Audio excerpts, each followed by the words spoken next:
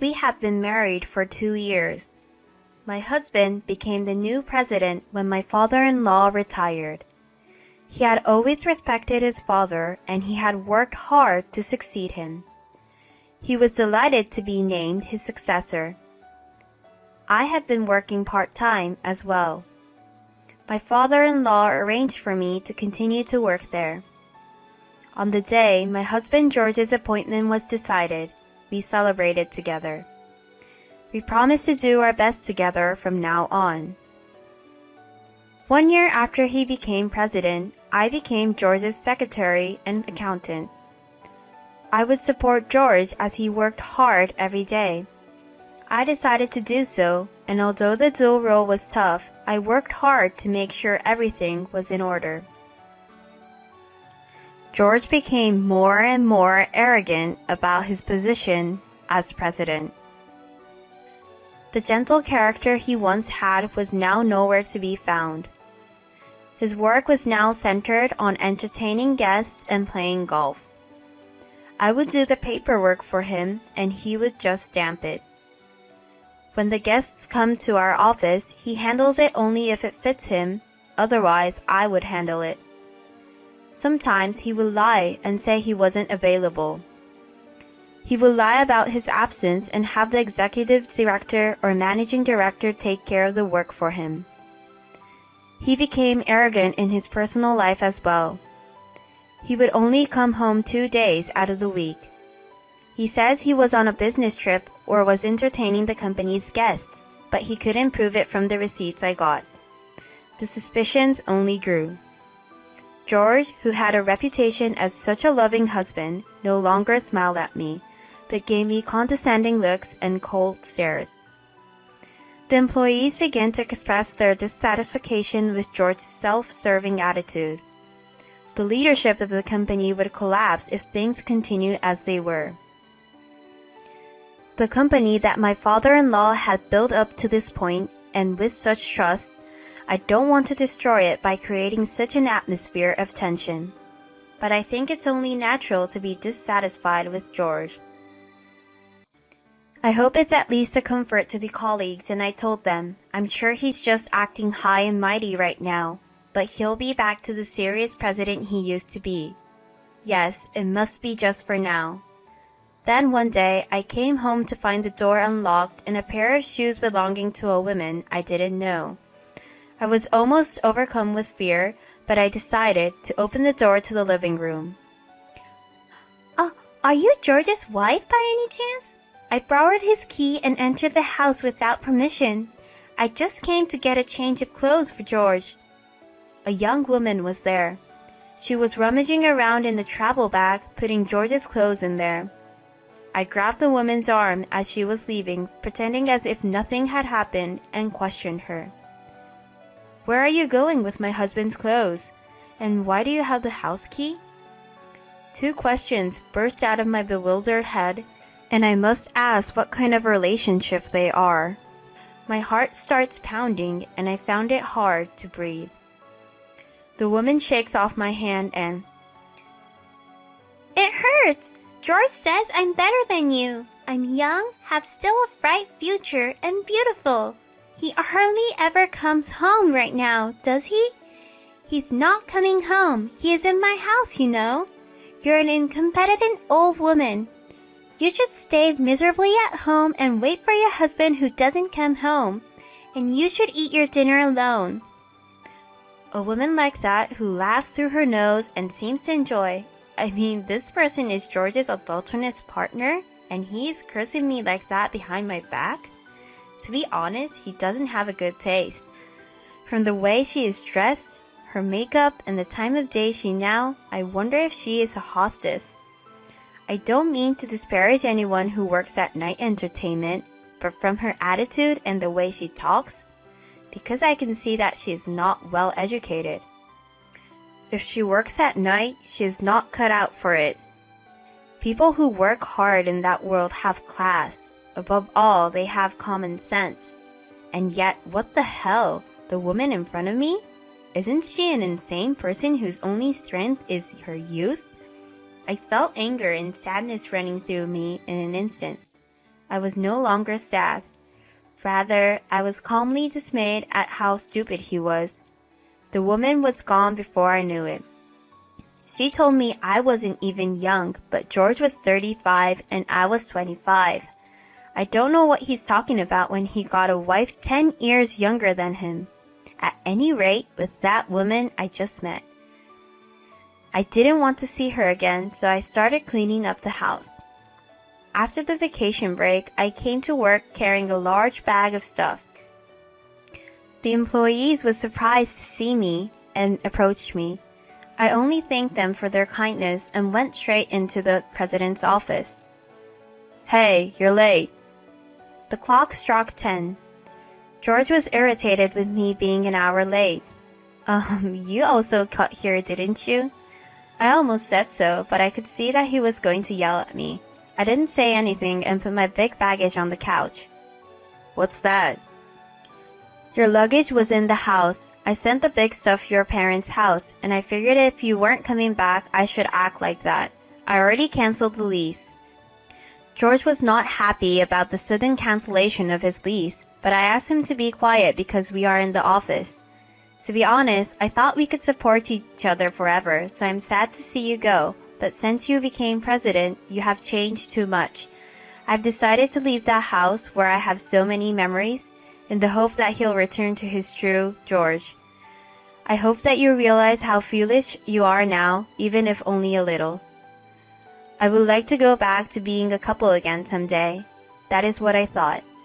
And yet, instead of thinking about it, George even started to bring that woman to the office with him. I lied to his employees that she was a business partner. She comes in and out 3 times a week. Each time I went to serve her tea and I had to bow to her, which was extremely unpleasant. I thought her clothes and makeup were too over for a business partner. I began to hear rumors that she might be a boss's mistress. Rumors began to circulate like that. As his wife, my position in the company was getting more unpleasant. Finally, I was called into the president's office and he introduced me to that mistress as his girlfriend. The woman looked at me with a victorious look on her face. I suppressed my anger, trying not to make an eye contact. "So, are you admitting to adultery?" I suppressed the urge to raise my voice and I asked him in a normal tone as possible. "Are you jealous? But it has nothing to do with you. I'll use this money for a trip starting tomorrow."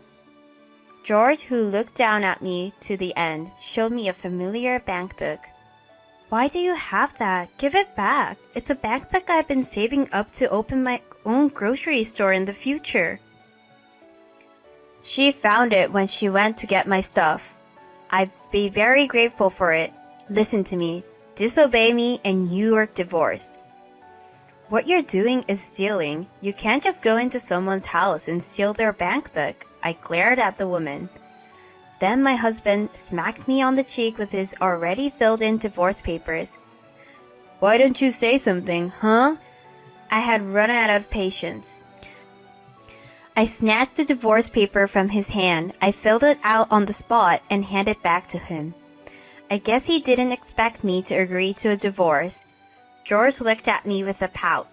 Instead, the woman took the divorce papers from my hand, and at the moment, I took the bank book back from him. "This is the money for my future that I worked so hard for. If you want a divorce, I'd be glad to, but what you did is a crime. I will never forgive you."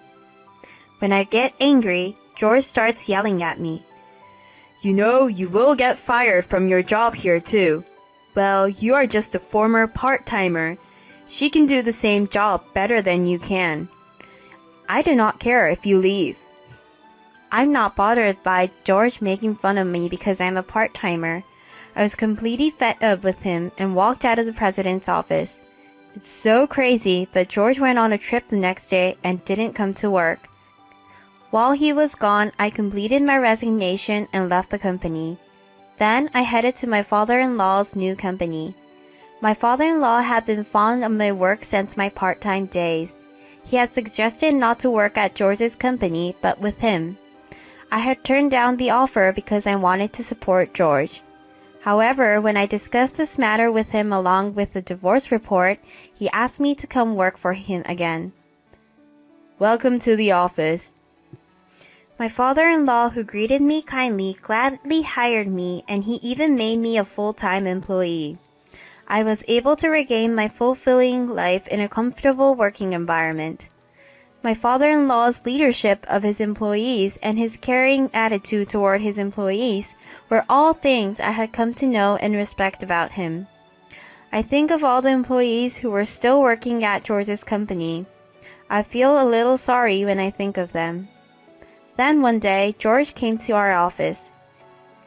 He looked like a different person, emaciated and gaunt. George's father sends him to the president's office and begins to talk to him. I was wrong about everything. Please come back to my company, please. George, who wants me to come back by hanging on to me, and then my father-in-law pulls him off of me. Are you feeling grateful for the wife you've given up now? And even if you realize how capable she is as an employee, it's too late. Come in. And then my father-in-law called out to the people who came in. They were the managers of George's company. They will be working here from today. Huh? George's face pales at the statement, and he stuffs it in his face, asking why. I heard all about it, how you were pushing your work to your subordinates, that you didn't earn their trust, and that you were doing whatever you wanted at the company's expense. And the fact that even though Lena prosecuted about the bank book, but no one took it up, that's because you covered it up with the money. I heard that you gave Lena's job, which you ridiculed as a part-time job, to your new girlfriend, but she couldn't do anything perfectly, and because of her, your business partners cut the contract with you. I know you are in a dangerous situation right now, but I don't plan to help you, and I don't want to waste the career of my valued employees. These people came here on their own volition. Your current incompetent secretary filled her resignation. You let the servants' process end up in the palm of your hand. There's nothing you can do about it. You should be ashamed of the stupidity of your past actions. He must have thought that his father would help him, George standing there in the middle of the unexpected turn of events. I feel sorry for him, but as my father-in-law said, he deserved it, so it can't be helped. Mr. President, thank you for your help in the short time I was with you. They are the people who had climbed to management positions. No matter how useless the top management is, they treat him with courtesy until the end. Seeing such former subordinates, George, who is reluctant to leave, will he reflect himself this time? A few months later, George's company went bankrupt. George has no place to go, and the woman he was with at the time has left him. He is now living a part-time life. With the help of his father-in-law, I succeeded in suing that woman again for theft. After that, I was able to get the money from her, who identified herself as Brown. I was able to receive it without incident. She is now looking for a new partner to take advantage of again, and she was sued by other women too. So she intends to have a partner pay her, but she has no one to pay them. She was fired from the hostess club where she worked. She was so desperate for money that she went into theft, and she was successfully arrested. She's now living her second life behind bars. And what happened to me since then? Lena, I have a new business venture, a revolving grocery store. I'd like to put you in charge of it. Do you want to try it? Yes, I would like to. Please let me try. 3 months ago, I transferred to a new business, a company of my father-in-law. It is a new business venture, and I was given the responsibility to manage the first store. That will be a general merchandise store that aims to expand nationwide. A dream that unexpectedly came true. From opening the store to attracting customers, it wasn't easy. But I am grateful to my friends who supported me and to my father-in-law who expects a lot from me. Above all, I was able to do my best for what I love.